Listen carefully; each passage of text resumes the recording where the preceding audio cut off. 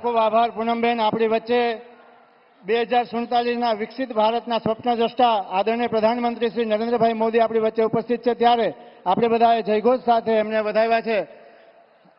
હું આદરણીય પ્રધાનમંત્રીજીના સ્વાગત માટે આપણા મુખ્યમંત્રી શ્રી ભૂપેન્દ્રભાઈ પટેલ સાહેબને વિનંતી કરીશ કે હાલારની પ્રસિદ્ધ હાલારી પાક અને બાંધણીથી આદરણીય પ્રધાનમંત્રીશ્રીનું સ્વાગત આપણા મુખ્યમંત્રી શ્રી ભૂપેન્દ્રભાઈ પટેલ સાહેબ સાથે બંને ઉમેદવારો જોડાશે, આદરણીય શ્રી પૂનમબેન અને શ્રી અર્જુનભાઈ.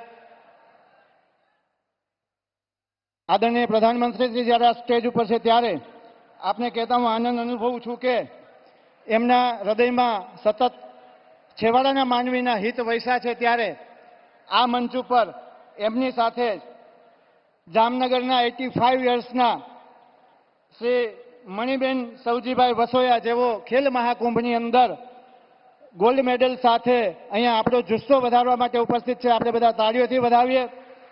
એવા જ આપણા ચંદ્રિકાબેન રસિકલાલ રામાવત જેઓ આપણા આવાસ યોજનાના લાભાર્થી છે, તેઓ પણ આપણી વચ્ચે ઉપસ્થિત છે. એવા જ આપણા ડોક્ટર વત્સલ વિજયભાઈ ટાંક જેઓ સ્કોલરશીપ સાથે સરકારની સહાયથી એક સામાન્ય પરિવારના ડોક્ટર બન્યા છે. શ્રી પરેશભાઈ પનારા જેઓ એક ખેડૂત તરીકે કિસાન સન્માન નિધિના તેઓ લાભાર્થી છે, અને જિજ્ઞાબેન જેઓ ઉજ્જવલા યોજનાના લાભાર્થી છે. એમ મંચસ્થ આપણી વચ્ચે છે, ત્યારે હું આપને આદરણીય મુખ્યમંત્રી શ્રી ભૂપેન્દ્રભાઈ પટેલ સાહેબને વિનંતી કરીશ કે તેઓ આજના પ્રસંગે એમનું માર્ગદર્શન કરે. આદરણીય શ્રી ભૂપેન્દ્રભાઈ પટેલ સાહેબ, આપણે એમને પણ જયઘોષથી વધાવીએ. ભારત માતા કી.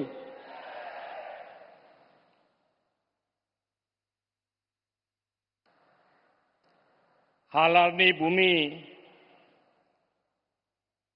પર ભારતીય જનતા પાર્ટી ગુજરાત પ્રદેશ દ્વારા આયોજિત વિજય વિશ્વાસ સભામાં આપણી સૌની સાથે મંચ ઉપર ઉપસ્થિત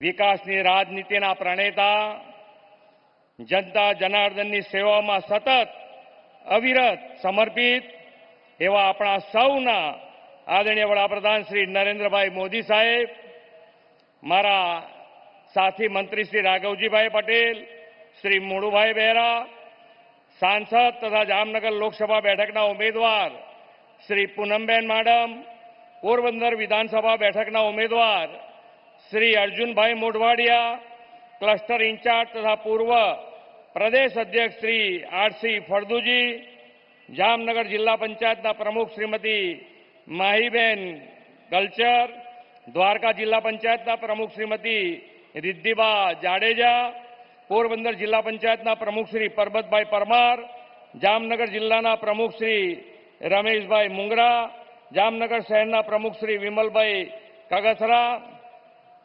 દ્વારકા જિલ્લાના પ્રમુખ શ્રી મયુરભાઈ ગઢવી, પોરબંદર જિલ્લાના પ્રમુખ શ્રી રમેશભાઈ આડેદરા, મારા સાથી ધારાસભ્ય શ્રીમતી રીવાબા જાડેજા, શ્રી પ્રભુભા માણેક, શ્રી મેઘજીભાઈ ચાવડા, શ્રી દિવ્યેશભાઈ અકબરી, જામનગર મહાનગરપાલિકાના mayor Shri Vinodbhai Khimsuriya, deputy mayor Shrimati Krishnaben Sodha, જિલ્લા સંગઠન તથા લોકસભા બેઠકના પ્રભારીશ્રીઓ, સૌ સંતગણ, વિશાળ સંખ્યામાં ઉપસ્થિત સૌ ભાઈઓ બહેનો, યુવાનો, પ્રેસ મીડિયાના મિત્રો, સૌને મારા નમસ્કાર. જય શ્રી રામ. ગુજરાતે દેશના વિકાસનું મોડલ, રાજ્ય બનાવવાના વિકાસ પુરુષ, વિશ્વ નેતા આદરણીય વડાપ્રધાન શ્રી નરેન્દ્રભાઈ મોદી સાહેબનું છોટે કાશી જામનગરની આ વિજય વિશ્વાસ સભામાં આપ સૌ ગુજરાતીઓ વતી સ્વાગત કરું છું. સમગ્ર દેશમાં લોકસભાની ચૂંટણીનું પર્વ ઉજવાઈ રહ્યું છે. આખી દુનિયાની નજર આ ચૂંટણી પર છે, કેમ કે સમગ્ર દેશવાસીઓએ વિશ્વ નેતા શ્રી નરેન્દ્રભાઈ મોદીને સતત ત્રીજી વાર વડાપ્રધાન બનાવવાનું મન બનાવી લીધું છે. આઝાદ ભારતના ઇતિહાસની આ પહેલી ચૂંટણી છે કે જેમાં દેશના દરેક લોકો એક સાથે એક અવાજે કહે છે કે અબ કી બાર ફિર એક બાર લોકોએ આ વખતે નક્કી કર્યું છે કે દેશમાં જેમણે ભવ્ય રામ મંદિરનું નિર્માણ કરાવ્યું તેમને પુનઃ જન આશીર્વાદ આપવા છે. જેમણે કાશ્મીરને ભારતનું અભિન્ન હિસ્સો બનાવ્યું તેવા વડાપ્રધાનને દેશને તેજ ગતિથી આગળ વધારવા માટે ફરીથી સુકાન સોંપવું છે. આદરણીય વડાપ્રધાન શ્રી દેશમાં વિકાસ બી વિરાસત બીના ધ્યેય સાથે આપણા શ્રદ્ધા આસ્થાના કેન્દ્ર સમા સાંસ્કૃતિક કેન્દ્રોના ડેવલપમેન્ટની ગેરંટી આપી છે. મહાકાલ ધામ હોય, કેદારનાથ, કાશી વિશ્વનાથ જેવા પવિત્ર યાત્રા સ્થાનોના અદ્યતન વિકાસથી યાત્રી સુવિધાઓમાં વિકાસ કર્યો છે. આપણો સૌરાષ્ટ્રનો આ સમુદ્ર પ્રદેશ હરિહરની ધરતી ગણાય છે. સમુદ્રના એક તટે ભગવાન સોમનાથનો હર હર મહાદેવનો નાદ છે, તો દ્વારકાના સમુદ્ર તટે શ્રી હરિ ભગવાન કૃષ્ણ બિરાજમાન છે. વડાપ્રધાનશ્રીએ સોમનાથ તીર્થ ક્ષેત્રના સર્વગ્રાહી વિકાસથી પ્રથમ જ્યોતિર્લિંગને વિશ્વ ખ્યાતિ અપાવી છે અને યાત્રાધામ દ્વારકામાં સુદર્શન સેતુ બાંધીને આધુનિક કાયાકલ્પ કર્યો છે. આજે દેશના જનજનને વિશ્વાસ છે કે મોદી હૈ તો મુમકિન હૈ. એટલે જ મોદી સાહેબે જે ગેરંટી આપી તે પૂરી કરીને બતાવી છે. મોદી સાહેબની ગેરંટી એટલે સંકલ્પથી સિદ્ધિ, વિઝનથી વિકાસ, સહકારથી સમૃદ્ધિ, અંત્યોદયથી સર્વોદય અને આત્મનિર્ભરથી આત્મસન્માન. આજે સૌ કોઈ માને છે કે મોદી સાહેબનું શાસન એટલે સૌનું કલ્યાણ, સૌનો વિકાસ, સૌની સુરક્ષા, સૌની સલામતી અને રાષ્ટ્રહિત પ્રથમના ભાવથી ચાલતું શાસન. વડાપ્રધાન શ્રી નરેન્દ્રભાઈ મોદીના નેતૃત્વમાં દેશ આજે એકમાત્ર ભારતીય જનતા પાર્ટી એવી પાર્ટી છે જે નેશન ફર્સ્ટના મંત્ર સાથે ચાલી રહી છે અને રાષ્ટ્ર વિકાસનો સંકલ્પ ધરાવતી પાર્ટી છે. અને એટલે જ આજે દેશની જનતા કહી રહી છે શ્રી નરેન્દ્રભાઈ ત્રીજી ટર્મમાં નરેન્દ્રભાઈની ત્રીજી ટર્મમાં ભારત ત્રીજી સૌથી મોટી આર્થિક તાકાત બને, દેશના દુશ્મનોમાં ડર કાયમ રહે, રોકાણ અને નોકરીની તકો સતત વધતી રહે, ભારતમાં ઝડપથી આધુનિક ઇન્ફ્રાસ્ટ્રક્ચરનું નિર્માણ થતું રહે, આત્મનિર્ભર ભારત અભિયાન સફળ બને, ખેડૂતોને સન્માન નિધિ મળતી રહે અને દરેક યોજનાનો લાભ 100% લાભાર્થીઓ સુધી પહોંચતો રહે. તે માટે નરેન્દ્રભાઈના નેતૃત્વવાળી ભાજપ સરકાર જરૂરી છે.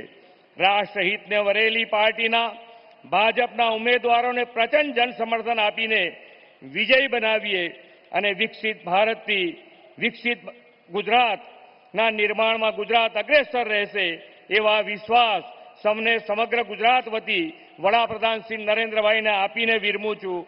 ભારત માતા કી જય. વંદે માતરમ. જય જય ગરવી ગુજરાત.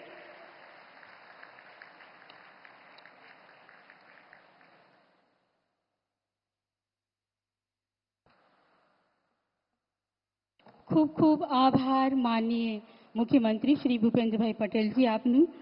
જેમના કુશળ નેતૃત્વમાં દેશની અર્થવ્યવસ્થાને 5મું સ્થાન મળ્યું છે એવા આપણા સન્માનીય પ્રધાનમંત્રી શ્રી. સનાતન સંસ્કૃતિનું જેમના માધ્યમથી સમગ્ર વિશ્વમાં જયઘોષ થયો છે એવા આપણા માનનીય શ્રી વડાપ્રધાન નરેન્દ્રભાઈ મોદીજી. સરદાર વલ્લભભાઈ પટેલનું અખંડ ભારતનું સ્વપ્ન જેમને કાશ્મીરમાંથી 370ની કલમ હટાવી પૂરું કર્યું છે એવા આપણા સન્માનીય પ્રધાનમંત્રી શ્રી નરેન્દ્રભાઈ મોદીજીને હું તેમનું ઉદ્બોધન કરવા માટે આમંત્રણ આપું છું. સન્માનીય શ્રી નરેન્દ્રભાઈ મોદીજી.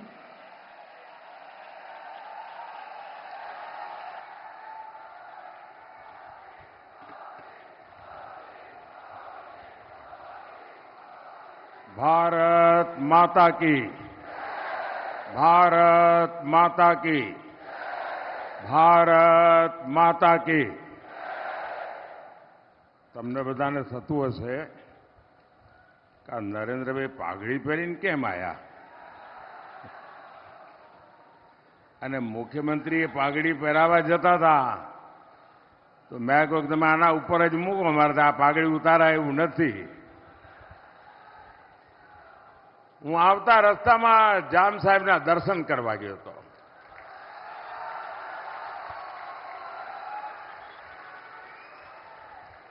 અને મારું સૌભાગ્ય છે કે મારા ઉપર એમનો ખૂબ અનન્ય પ્રેમ રહ્યો છે.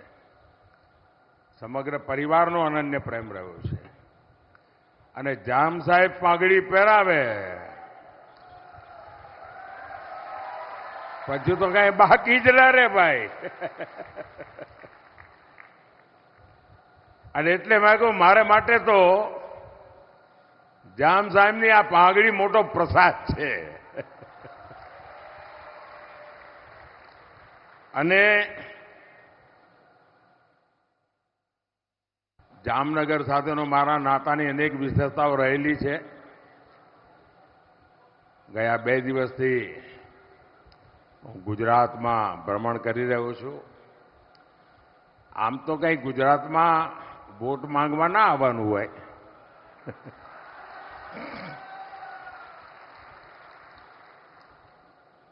મને ઘણા કહેતા હતા કે સાહેબ તમારે ક્યાં પ્રચારમાં આવવાની જરૂર છે. મેં કહ્યું ભાઈ પ્રચારમાં ને પ્રેમમાં બહુ ફરક હોય. હું પ્રચાર માટે નથી આવ્યો, હું તો પ્રેમનો આસ્વાદ લેવા આવું છું. ગુજરાતની ધરતીએ જે પ્રેમ આપ્યો છે, તે આશીર્વાદ આપ્યા છે, એ તો મોટી મૂડી છે. અને આજે જ્યારે જામનગર આવ્યો છું ત્યારે અનેક જૂની વાતો તાજી થાય. કારણ કે સંગઠનનું કામ કરતો ત્યારે પણ આવતો. પણ એકવાર બહુ મહત્વની ઘટના બની. બુચ્ચર મોરીની યુદ્ધની વાત. અને મને આપણા ક્ષત્રિય સમાજના આગેવાનો નિમંત્રણ આપવા આવ્યા. પછી મને કોઈએ કાનમાં કહ્યું, મને કે સાહેબ અમે નિમંત્રણ આપવા આવ્યા છીએ પણ તમે નહીં આવો, પણ આ તો અમારું કર્તવ્ય છે એટલે અમે આવ્યા છીએ. કેમ નહીં આવો? મને કે સાહેબ કોઈ મુખ્યમંત્રી ના આવે. કેમ ના આવે? કે અમે બધા મુખ્યમંત્રી ટ્રાય કર્યો છે. તો થયું શું? તો કે સાહેબ ત્યાં એવી માન્યતા છે કે જ્યાં આટલા બધા વીરોએ શહીદ થયા, જેમના પાળિયા ત્યાં દેખાતા હોય, પૂજાતા હોય, પણ ગુજરાતના મુખ્યમંત્રીઓના કાનમાં કોકે ભેળવી દીધું છે કે તમે આ બુચ્ચર મોરીના એમાં જાઓ તો તમે મુખ્યમંત્રી પદ તમારું જતું રહે. અને એટલા માટે એકે મુખ્યમંત્રી આવતા નહોતા. મેં કહ્યું કે મારા ક્ષત્રિય સમાજના આ બલિદાન સામે આ મારા મુખ્યમંત્રી પદની કોઈ કિંમત નથી. હું આવીશ અને હું આવ્યો અને ખૂબ ઠાઠથી એક કાર્યક્રમને મેં વધાવ્યો પણ ખરો અને એને વધાર્યો પણ ખરો. એટલે જામનગર સાથેની મારી એવી અનેક યાદો સાથે આજે ફરી જ્યારે જામનગર આવ્યો છું ત્યારે અનેક વાતો કરવાનું મૂડ છે. જ્યાં જ્યાં હું ગયો છું અપાર આશીર્વાદ, અભૂતપૂર્વ ઉત્સાહ અને ઉમંગના મેં દર્શન કર્યા છે. અને આ વખતે હિન્દુસ્તાનમાં જ્યાં જ્યાં ગયો, 2014ની ચૂંટણીમાં પણ ગયો તો भाई ये जो तस्वीर लेके खड़े हैं ना, कृपा करके आप बैठिए. आप जो लाए मैंने दर्शन कर लिए. प्लीज आप पीछे परेशान करते हैं लोगों को. प्लीज आप बैठिए. आप जो लाए वहां लेकर के बैठिए. सब हो गया बैठिए. आप बैठिए वहां. आपका प्यार मेरे सर आंखों पर बाबा.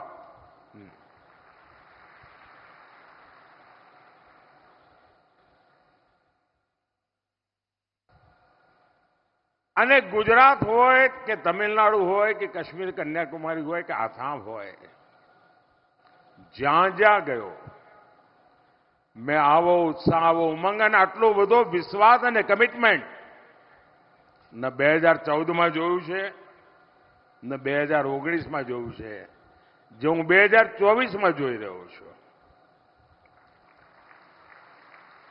કારણ 14માં ગયો ત્યારે બધાના મનમાં હતું કે આ ભાઈ છે કોણ. ગુજરાતવાળા ઓળખે, બહાર તો બહુ કે એટલી ઓળખાણ ના હોય. 19માં ગયું ત્યારે કે આ માણસ તો કામનો છે. અને 24માં હું જોઉં છું કે ભાઈ હવે તો આપણા દેશનો દુનિયામાં ડંકો વગાડવાનો છે. મોદી સાહેબ આગળ વધો. અને જ્યાં જઈએ ત્યાં એક જ સ્વર, फिर एक बार, फिर एक बार, फिर एक बार. साथियों, गुजरात ने वर्तमान में देश के लिए जितना योगदान दिया है, उतना ही योगदान अतीत में भी दिया है. जामनगर के महाराजा दिग्विजय सिंह जी ने द्वितीय विश्व युद्ध के समय पोलैंड के नागरिकों को यहां जामनगर में शरण दी थी. और आज भी पोलैंड की पार्लियामेंट का सत्र जब शुरू होता है तो सबसे पहले जामनगर का स्मरण होता है, दिग्विजय जी महाराज साहब का स्मरण होता है, बाद में पार्लियामेंट शुरू होती है. और उन्होंने जो बीज बोए उसके कारण आज भी पोलैंड के साथ हमारा रिश्ता बहुत मजबूत हुआ है. और जैसा मैंने कहा, जाम साहब के परिवार के साथ मेरा जो नाता रहा है, उनका जो आशीर्वाद रहा है, तो आज मैं यहां आते समय उनके आशीर्वाद लेने गया था और उन्होंने मुझे प्यार से पगड़ी पहनाई, आशीर्वाद दिए. और जब जाम साहब विजयी भव कहते हैं तो फिर वो विजय निश्चित हो जाता है. हमारे देश के राजा महाराजाओं ने अखंड भारत बनाने के लिए अपना पीढ़ियों का राजपाट दे दिया था. उनके योगदान को ये देश कभी भूल नहीं सकता है. लेकिन आजादी के 75 साल के बाद भी इतिहास की इस महत्वपूर्ण घटना को नकार दिया गया. आज भी शाहजादे जो भाषा बोलते हैं वो ये देश स्वीकार नहीं कर सकता है. लेकिन मैंने भारत की एकता में सरदार वल्लभ भाई पटेल का जो योगदान रहा है और दुनिया का सबसे बड़ा स्टैच्यू बनाया, और वहीं पर देश की एकता के लिए योगदान देने वाले राज परिवारों का म्यूजियम मैं बना रहा हूं. आजादी के इतने सालों के बाद ये मान सम्मान देना किसी सरकार को विचार नहीं आया, मुझे आया, क्योंकि मैं इतिहास की महानता को पूजने वाले लोगों में से हूं. और मैं जानता हूं जो इतिहास भूल जाते हैं वो कभी इतिहास बना नहीं सकते.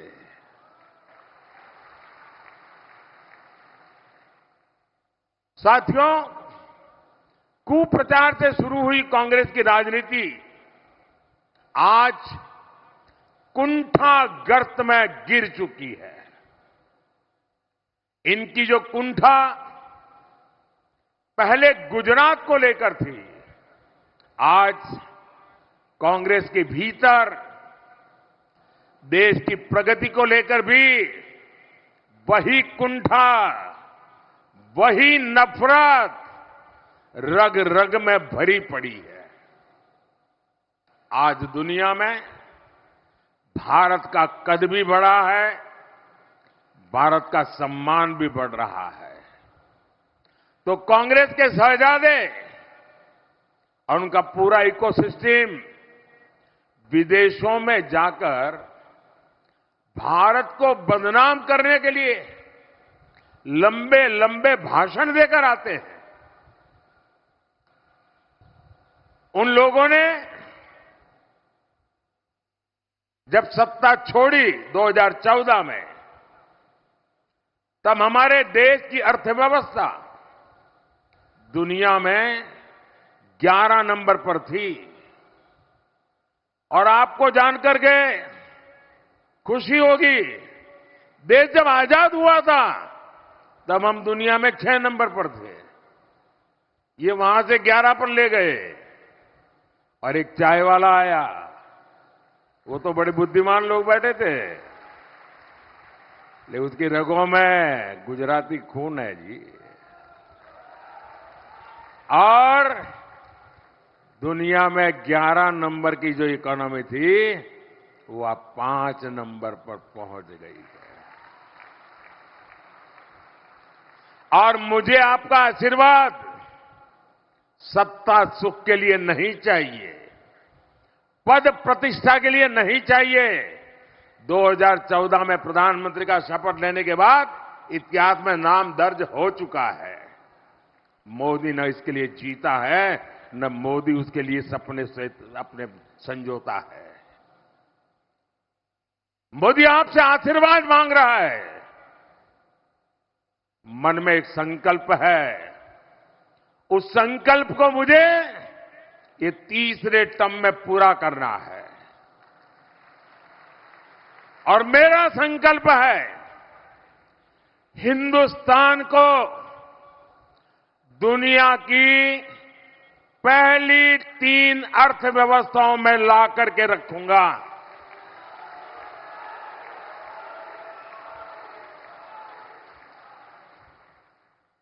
और आप कल्पना कर सकते हैं, जब विश्व में तीसरे नंबर की अर्थव्यवस्था हिंदुस्तान बनता है, तो दुनिया के लिए भारत का नजरिया कितना बदलेगा। भारत की आवश्यकताओं की पूर्ति, भारत की आकांक्षाओं की पूर्ति, भारत के नौजवानों के सपनों को साकार करने का सामर्थ्य हिंदुस्तान का अपना होगा। भारत आत्मनिर्भर होगा। हिंदुस्तान को दुनिया में कभी भी किसी के पास हाथ फहराने की जरूरत नहीं पड़ेगी। ऐसा हिंदुस्तान बनाने के लिए मुझे आशीर्वाद चाहिए साथियों। कांग्रेस के बड़े बड़े विद्वान देश की प्रगति को नीचा दिखाने के लिए कहते हैं कि तीसरे नंबर की इकोनॉमी बनने के लिए करने की क्या जरूरत है, सोते रहो भाई। जो लोग हर चीज का सॉल्यूशन खटाखट करके गरीबी दूर होगी कहते हैं, एक झटके में बोले गरीबी दूर होगी। जो खटाखट और कटाकट में ही जो फंसे पड़े हैं, उनको समस्याओं से, चुनौतियों से कैसे टकराना, समस्याओं का कैसे समाधान कहना, चुनौतियों को कैसे परास्त करना, ये शायद कभी सोचा भी नहीं होगा। साथियों, नीति क्या होती है, निर्णय क्या होते हैं, और जब नीयत साफ होती है ना, तो नतीजे भी तो शानदार होते हैं। साथियों, कांग्रेस का जहर इतना बढ़ चुका है, इतना बढ़ चुका है, पता नहीं 4 जून आते आते ये विष कहां कहां फैल जाएगा। जब कांग्रेस का मैनिफेस्टो आया, तब मैंने देश को चेताया था। खास करके देश में जो विचारक वर्ग है, उनको मैंने इशारा किया था कि कांग्रेस का मैनिफेस्टो देश के लिए खतरे की घंटी है। और मैंने साफ साफ कहा था कि मैं कांग्रेस के मैनिफेस्टो में मुस्लिम लीग की छाप देख रहा हूं। तो कुछ लोगों को शायद लगा होगा ये तो एक पॉलिटिकल स्टेटमेंट है, लेकिन जब उसकी बारीकियों में लोग जाने लगे तो देश बेचैन बनता गया। जो भाषा मुस्लिम लीग बोलती थी, देश के आजादी के पहले भारत का विभाजन की भाषा, जो नैरेटिव गढ़े गए थे, दुर्भाग्य से आज कांग्रेस का मैनिफेस्टो उन्हीं बातों को लेकर के आज देश के वासियों से वोट मांग रहे हैं। इंडिया अलायंस की रैलियों में इंडिया अलायंस के नेता मुस्लिम वोटर्स को वोट जिहाद करने की अपील कर रहे हैं, और वो भी कोई मदरसा से निकला हुआ बच्चा नहीं बोल रहा है। कांग्रेस के टॉप लीडरशिप में बैठने उठने वाले बहुत पढ़े लिखे परिवार के कांग्रेस के नेता वोट जिहाद की बात कर रहे हैं। और कांग्रेस का और वोट जिहाद का क्या रिश्ता कहलाता है, ये आपको कांग्रेस के इतिहास से पता चलेगा। आप याद करिए, जब देश में जिहाद के नाम पर आतंकी हमले होते थे, तब उन आतंकियों की वकालत में सबसे पहले कांग्रेस के लोग आते थे। कश्मीर में अलगाववादी जिहादियों की मेजबानी तब के प्रधानमंत्री करते थे, तस्वीरें मौजूद है। मुंबई में आतंकी हमला हुआ 26/11 को, उसमें कसाब और दूसरे आतंकियों को बचाने के लिए कांग्रेस के नेता आगे आए। मुंबई आतंकी हमले के जिहादियों को बचाने के लिए किताबें लिखी गई, कांग्रेस नेताओं ने उसे रिलीज किया। दिल्ली में बाटला हाउस एनकाउंटर में जिहादी आतंकवादी मारे गए तो कांग्रेस की मैडम, उनके आंखों में आंसू बह रहे थे, रुकते नहीं थे। ये कांग्रेस के नेता कह रहे। अफजल गुरु को फांसी हुई, उसे माफी दिलाने के लिए इसी इकोसिस्टम के लोग सुप्रीम कोर्ट से लेकर राष्ट्रपति तक पहुंच गए थे। और अब ये लोग देश में वोट जिहाद करने का नारा लगा रहे हैं। साथियों, कांग्रेस पार्टी इस समय 2 रणनीतियों पर चुनाव लड़ रही है। पहला, जाति के नाम पर समाज को बांटना।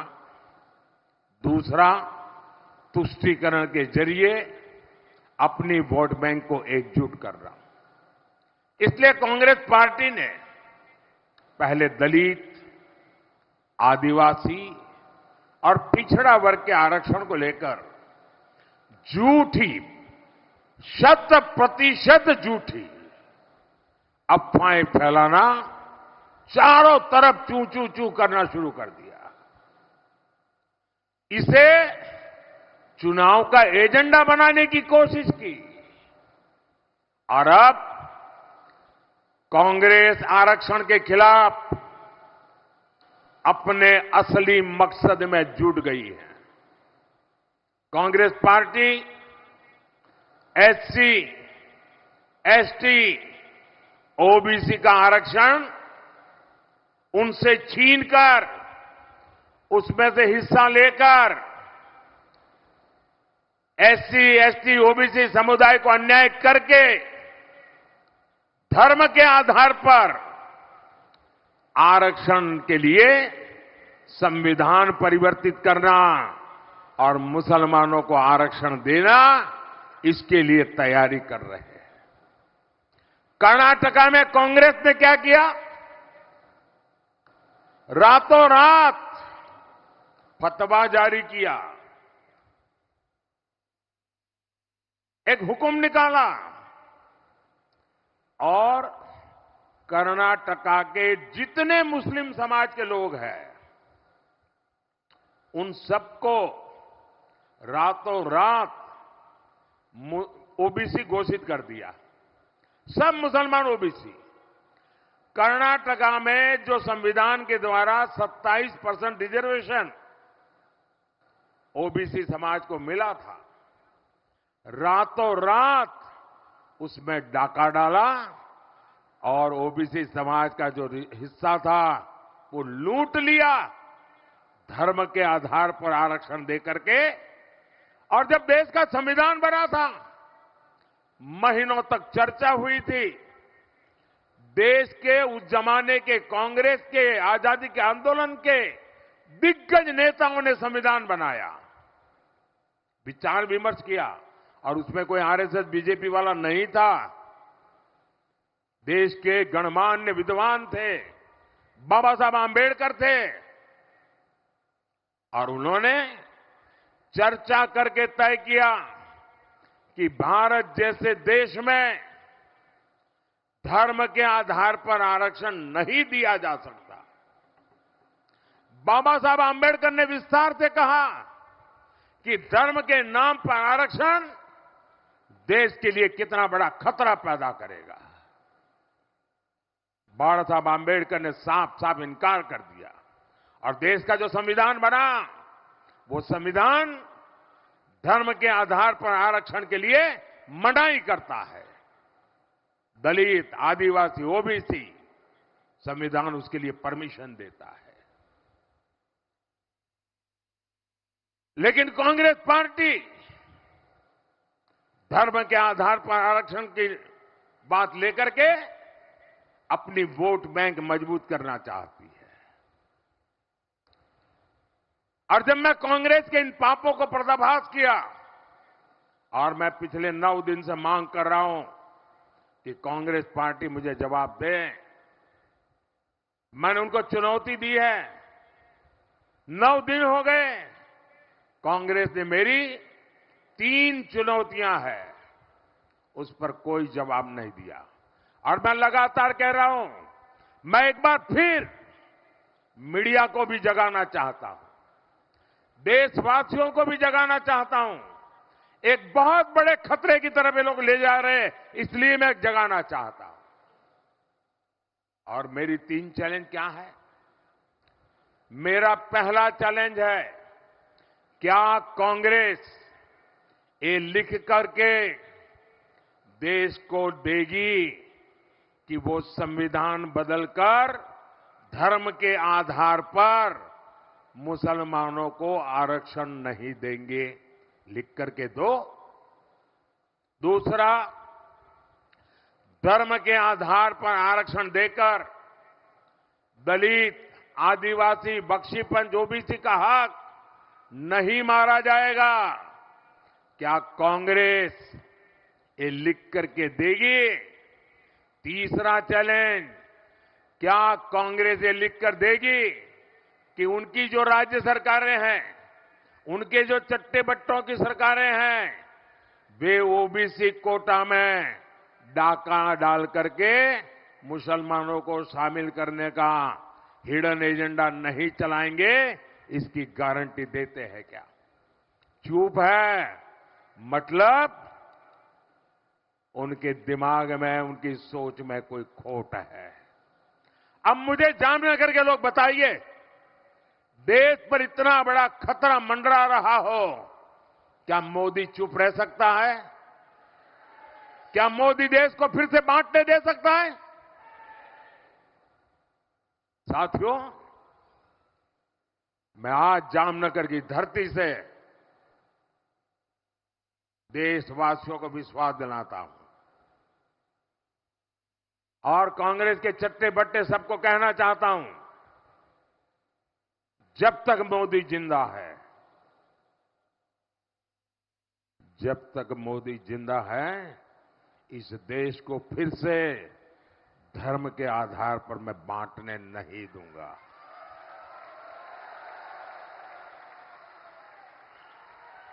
धर्म के आधार पर दलित, आदिवासी, बख्शीपंथ, इनके हक छीनने नहीं दूंगा। ये जिंदा हूं तब तक मैं लड़ता रहूंगा। और कांग्रेस जवाब देने के बजाय मुंह छिपाकर देशवासियों की आंख में धूल झोंक रही है। साथियों, कांग्रेस के लोग, उसके शहजादे, पूरी उनकी इकोसिस्टम हमारी आस्था पर प्रहार करने का कोई मौका नहीं छोड़ते। आपको याद होगा, कुछ समय पहले मैं विकास कार्यों के एक काम को करने के लिए द्वारिका आया था। द्वारिकाधीश के दर्शन के बाद मैं समुद्र के नीचे उस द्वारिका के दर्शन करने गया जिसका वर्णन हमारे धर्म ग्रंथों में आता है। मैंने समुद्र के भीतर कुछ देर ध्यान और पूजन भी किया। कांग्रेस के शहजादे को उससे भी तकलीफ है और मैं तो हैरान हूं, उत्तर प्रदेश में, बिहार में जो अपने आप को यदुवंशी कहते हैं, वो उनके साथ बैठे हैं जो श्री कृष्ण की द्वारिका को नकार देते हैं और जो शहजादा श्री कृष्ण की द्वारिका में पूजा अगर हो तो उसका मजाक उड़ाता है। उन्होंने कहा कि समुद्र के भीतर पूजा के लिए कुछ नहीं है। अरे जिसको मिनिमम नॉलेज नहीं है, ऐसे लोगों से क्या करना है? आप मुझे बताइए, इनकी हिम्मत है कि किसी दूसरे मजहब के बारे में ऐसी बात कर दे? ये किसी दूसरे की मजहब की बातों को झूठा कह सकते, उसके मजाक उड़ा सकते हैं। ये राम मंदिर का बहिष्कार करते हैं, द्वारका को झूठा बताते हैं, हिंदू धर्म की शक्ति ऐलान कर दिया। हिंदू धर्म में जो शक्ति की कल्पना है, मैं उस शक्ति का विनाश कर दूंगा। क्या इस देश में कोई शक्ति के विनाश की कल्पना कर सकता है क्या? हम शक्ति के उपासक हैं जी। ये कांग्रेस का चरित्र है। अभी तो उन्होंने कह दिया शिव और राम का भी झगड़ा करा दूंगा। उन्होंने ये भी कह दिया कि हम राम को पराजित करेंगे। क्या हो गया है कांग्रेस को? और इसलिए मैं कह रहा हूं, कांग्रेस से बहुत सावधान रहने की जरूरत है। अब मुझे बताइए भाई, किसी के भी मन में किसी कारण से राजी नाराजी हो सकती है, लेकिन उसके लिए कांग्रेस को वोट देने की चर्चा कोई करे तो मैं जरा पूछना चाहता हूं कि भाई किसी को भारत में सरकार बनानी है तो उस पार्टी को कम से कम 272 सीट तो जीतनी पड़ती है कि नहीं जीतनी पड़ती? जरा बताइए ना। 272। अब भाजपा के सिवाय इस देश में एक भी पार्टी 270 सीट पर चुनाव नहीं लड़ रही है। और चुनाव ही नहीं लड़ रहे हो और आप प्रधानमंत्री बनना। अब मुझे आप पर पूछना है, मुझे गुजरात के नागरिकों को, देश के नागरिकों को पूछना है कि जो 272 सीट पर चुनाव नहीं लड़ रहे जी, उसको वोट देकर के वोट क्यों बर्बाद कर रहे हो रे? कोई लॉजिक है क्या? और आपको क्या पड़ी है कि वोट देने का सोच रहे हो? खुद कांग्रेस का शाही परिवार जो दिल्ली में रहता है, वो खुद इस बार कांग्रेस को वोट नहीं देने वाला है। अब आपको आश्चर्य होगा, ये सच्चाई है, क्योंकि जहां वो रहते हैं ना, जहां उनका वोट है, वहां कांग्रेस का उम्मीदवार ही नहीं है। यहां हमारे अहमद भाई का परिवार, अहमद भाई कांग्रेस के बहुत बड़े नेता रहे, वो परिवार भी इस बार कांग्रेस को वोट नहीं दे पाएगा। वहां भी कांग्रेस का उम्मीदवार नहीं है भरूच में। भावनगर में उनके एक बहुत बड़े नेता बड़बोले रहते हैं, अगर वोट उनका भावनगर में है तो वो भी कांग्रेस को वोट नहीं दे पाएंगे। जिस कांग्रेस के नेता कांग्रेस को वोट नहीं दे रहे, देशवासियों को क्या जरूरत है भाई उसको वोट दे करके वोट बगाड़ दे की।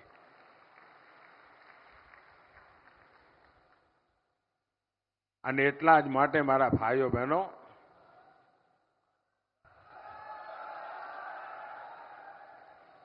આજે હું જ્યારે જામનગરની ધરતી પર આશીર્વાદ લેવા આવ્યો છું ત્યારે આ સમયગાળા તમે જુઓ, હું જ્યારે ગુજરાતમાં હતો ત્યારે પાણી તરફ આપણે ખૂબ મોટી શક્તિ લગાવી। આજે પૂરા ક્ષેત્રમાં આપણે કનેક્ટિવિટી માટે અભૂતપૂર્વ વિકાસ કરી રહ્યા છીએ. અમૃતસર, બઠિંડા, જામનગર કોરિડોર 80,000 કરોડ રૂપિયા. આપ વિચાર કરો કેટલી મોટી તાકાત ઊભી થવાની છે. ધોરાજી, જામકંડોરણા, કાલાવાડ સેક્શનનું ચૌડીકરણ, રસ્તો પહોળો થઈ રહ્યો છે. અહીંયા દ્વારકામાં સુદર્શન સેતુ. હવે સુદર્શન સેતુ જોવા માટે ટુરિસ્ટો આવવા માંડે અલગથી. નહીં તો પહેલા બેટ દ્વારકા જવું હોય તો તકલીફ પડતી હતી ભાઈ, રાહ જોવી પડતી હતી. અને દરિયો ગાંડો થયો હોય તો પાછું 2 દાડા રોકાઈ જવું પડે. આજે સુદર્શન સેતુ એક નજરાણું બની ગયો. જામનગર, અમદાવાદ વંદે ભારત ટ્રેન. બાબા પ્રવાસ ના કરવો તો સ્ટેશન પર લોકો ટ્રેન જોવા જાય છે, ટ્રેન જોડે ફોટો પડાવે છે. આઝાદીના 75 વર્ષ પછી લાલ ડબ્બામાંથી ખૂબસૂરત ટ્રેન જોવા મળી ભાઈઓ. અમૃત યોજના અંતર્ગત જામનગર રેલવે સ્ટેશનનું આધુનિકરણ થઈ રહ્યું છે. અને આધુનિકરણ એટલે તમે એરપોર્ટને ભૂલી જાઓ ને એવા રેલવે સ્ટેશન બનાવવાના છે મારે. આપણા જામનગરમાં ઔદ્યોગિક વિકાસ, મને યાદ છે મેં જ્યારે એકવાર નવો મુખ્યમંત્રી બન્યો હતો, જામનગરમાં ચૂંટણી લડતો હતો. મારી જિંદગીની પહેલી શરૂઆત સૌરાષ્ટ્રમાંથી થઈ. પહેલી વાર જનપ્રતિનિધિ બનવાની શરૂઆત સૌરાષ્ટ્રની ધરતીએ મને આશીર્વાદ આપ્યા અને ત્યાંથી આ યાત્રા શરૂ થઈ. એ વખતે મેં કહ્યું હતું કે રાજકોટ, મોરબી અને જામનગર આ એક એવો ત્રિકોણ છે કે જેનામાં મિની જાપાન રીતે ડેવલપ થવાની તાકાત છે. અને એ વખતે મારી બહુ ઠેકડી ઉડાવવામાં આવી હતી. મીડિયાવાળા બી મારા વાળ નોચી લેતા હતા. અને આજે તમે જોઈ રહ્યા છો જે રીતે એક જમાનામાં ગુજરાત આપણું આ એગ્રીકલ્ચરમાં હાલત બહુ ખરાબ હતી કે 10 વર્ષમાં 7 વર્ષ દુષ્કાળ રહેતો હતો. આજે એગ્રીકલ્ચરમાં લગાતાર 8 થી 10% ગ્રોથ સાથે આપણે આગળ વધી રહ્યા છીએ. કારણ આપણે પાણી પર ધ્યાન કેન્દ્રિત કર્યું. આપણા ગુજરાતની ઓળખ શું હતી? દલાલી કરવાની. એટલે એક જગ્યાએ માલ લેવાનો, બીજી જગ્યાએ વેચવાનો અને વચ્ચેમાંથી જે 2-5 પૈસા મળે એનાથી ગુજારો કરવાનો. વેપાર નાનો મોટા ચલાવીને આપણે ગુજરાન કરતા હતા. કારણ આપણી પાસે કોઈ મિનરલ્સ નહીં. મોટું મિનરલ જે કોઈ આપણી પાસે મીઠું, એનાથી આગળ કાંઈ નહીં. અને એમાંથી આજે ગુજરાત ઔદ્યોગિક રાજ્ય બની ગયું. અને દોસ્તો, આવનારા દિવસો સ્વર્ણ અક્ષરે લખી રાખજો. તમે જુઓ કેવું આમ લાઈન બંધ પડ્યું છે. અહીંયા બ્રાસપાટ વગેરેનું છે તો છે જ, પરંતુ વિમાન ગુજરાતમાં બનવાના, ઇલેક્ટ્રિક વ્હીકલ ગુજરાતમાં બનવાના. દુનિયાના 4 જ 5 દેશ છે જ્યાં સેમિકન્ડક્ટર છે. આ સેમિકન્ડક્ટર હિન્દુસ્તાનમાં, ગુજરાતમાં બનવાના ભાઈ. એનો અર્થ એ થયો કે અને એક જમાનો આવશે ભારતમાં જે ઇલેક્ટ્રિક વ્હીકલ ચાલતા હશે ને એની ચીપ ગુજરાતમાં બની હશે. દોસ્તો, આ ક્રાંતિકારી ચીજો થઈ રહી છે. ગુજરાત ગ્રીન હાઇડ્રોજન, સમગ્ર દુનિયાનું એનર્જીનું એક મોટું ક્ષેત્ર ગ્રીન હાઇડ્રોજન, ગુજરાત એનું હબ બનવા જઈ રહ્યું છે. વિશ્વનું સૌથી મોટું આવી અનેક ઔદ્યોગિક ક્ષેત્રે હરણફાળ આ ગુજરાત ભરવાનું છે. અને મારું એક બીજું સપનું છે, ખાસ કરીને જે મધ્યમ વર્ગ, ઉચ્ચ મધ્યમ વર્ગના પરિવારના લોકો છે એમના, બાકી બધાને માટે પણ, તમારું વીજળી બિલ જે છે ને એ મારે 0 કરી દેવું છે. હવે આપ વિચાર કરો, વીજળી બિલ 0 થાય એટલે તમારા જીવનમાં નવી દિશામાં આગળ વધવા માટેનું કેટલો મોટો અવસર મળે. અને એના માટે PM સૂર્યઘર યોજના આપણે બનાવી છે. સરકાર તરફથી સોલાર પેનલ માટે પૈસા મળશે. તમે તમારા ઘર ઉપર સોલાર પેનલ લગાવીને વીજળી પેદા કરો. તમારી જેટલી જરૂરી વીજળી છે મફતમાં વાપરો અને વધારાની વીજળી સરકાર ખરીદ છે ને તમને પૈસા આપશે. પહેલા તમે પૈસા આપતા હતા, હવે સરકાર તમને પૈસા દેશે. એટલું જ નહીં, તમારું ટ્રાન્સપોર્ટેશનનો ખર્ચો, તમારી સ્કૂટી હોય, સ્કૂટર હોય, મોટરસાયકલ હોય, કાર હોય, હવે પેટ્રોલનું ફ્યુઅલનું બિલ જેમ વીજળી બિલ 0 એમ ફ્યુઅલનું બિલ 0. મફતમાં, કાના માતર વગર મફત. પીએમ સૂર્યઘર યોજના, એ જે વીજળી તમારા ઘરમાં પેદા થાય એનાથી હવે જે ઇલેક્ટ્રિક વ્હીકલ આવવાના છે એનો જ જમાનો છે. એની તમારા ઘરમાં બેટરી ચાર્જ થાય અને પછી લઈને રોડ પર નીકળો બાપુ, આમ મજા આવી જાય. એક પૈસાનો ખર્ચો નહીં અને જુવાનિયાઓને બાપા પાસે હાથ લાંબો ન કરવો પડે અને મસ્તીથી ગાડી ચલાવે. આ દિશામાં જાઉં છું ભાઈઓ.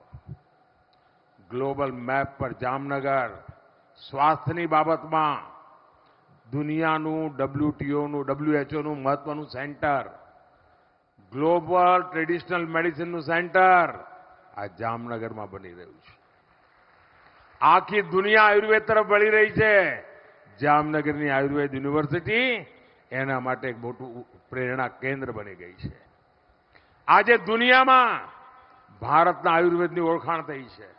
આપણે 2023ને મિલેટ યર તરીકે મનાવ્યું. આપણો નાનો કિસાન પાણીનો જ્યાં આવડો ઓછો હોય તે આપણું મોટું અનાજ પાકે, જુવાર ને બાજરો ને એ બધું. એને કોઈ પૂછતું નહોતું. ઘરમાં છોકરાઓને લાગે આ તો બધું આઉટડેટેડ છે. આજે પુરવાર થઈ ગયો. એ આપણા પૂર્વજો જે ખાતા હતા ને જુવાર ને બાજરી ને બધું, એ સુપર ફૂડ છે, સુપર ફૂડ. અને મિલેટ યર આપણે મનાવ્યું. એનું નામ હવે નક્કી કર્યું શ્રી અન્ન, કારણ હિન્દુસ્તાનમાં અલગ અલગ જગ્યાએ અલગ અલગ નામ છે.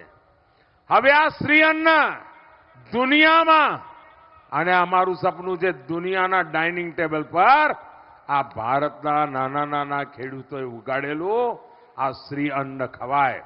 અને હું છેલ્લે જ્યારે અમેરિકા ગયો હતો, અમેરિકાના રાષ્ટ્રપતિએ પહેલીવાર ભારતના પ્રધાનમંત્રીને આટલું બધું સન્માન આપ્યું હતું. હિન્દુસ્તાનના એક પણ પ્રધાનમંત્રીને એ સન્માન નહોતું મળ્યું. અને મોટો ભોજન સમારંભ ગોઠવ્યો હતો.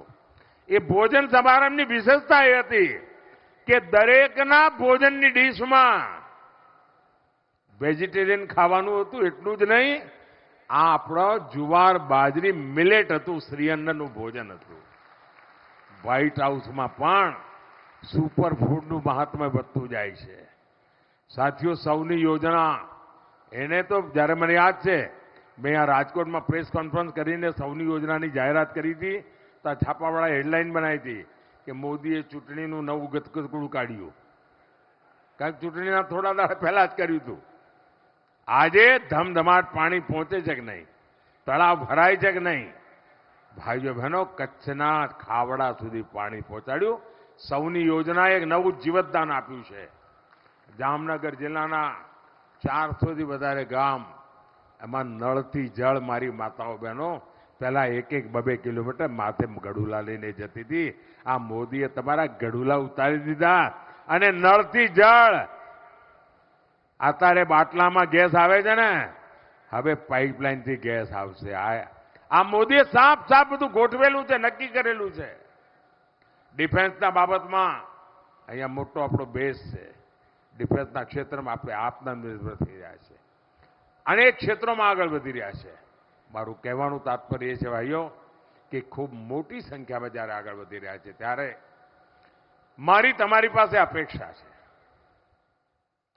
તમારા આશીર્વાદ મારી જોડે છે. તમે 26 સીટો જીતાડવાના છો એ પણ મને ખબર છે. તમને પણ ખબર છે કે મોદી તો આપણા ઘરનું છોકરું છે, એની જોડે તો આપણે ઊભા જ રહેવું પડે.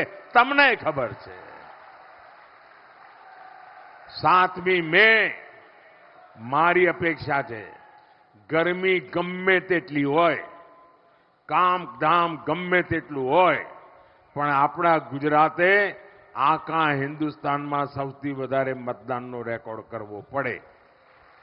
આપણા ગુજરાતે અત્યાર સુધીના મતદાનના બધા રેકોર્ડ તોડવા પડે. તોડશો? પ્રત્યેક પોલિંગ બૂથમાં જોર લગાવશો? ગમે તેટલી ગરમી હોય, પહેલા મતદાન પછી જલપાન. બીજી મારી અપેક્ષા વધુમાં વધુ પોલિંગ બૂથ જીતવા છે. લોકસભા કે વિધાનસભાની પેટા ચૂંટણીઓ જીતી જેવું જેટલું નહીં, મારે બધા પોલિંગ બૂથ આ વખતે જીતવા છે. તમારી મદદ વગર જીતાય? મદદ કરશો? આશીર્વાદ આપશો?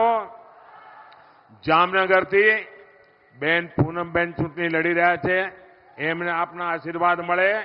અને પોરબંદરથી અમારા સાથી અર્જુનભાઈ મોઢવાડિયા એ ચૂંટણી લડી રહ્યા છે. અમારા બંને સાથીઓને ભારી બહુમતથી વિજય બનાવો. આખું ગુજરાત વિજય બનાવે. આજે જામનગરના આંગણેથી અહીંથી મારે કલકત્તા માટે વિદાય લેવી છે. આવતીકાલે બંગાળમાં ગુજરાતના ઉત્સાહ ઉમંગની વાત કરીશ. ફરી એક વાર મારી સાથે બોલો, ભારત માતા કી. फिर एक बार, फिर एक बार, फिर एक बार, अब की बार, अब की बार, अब की बार, भारत माता की. खूब खूब धन्यवाद.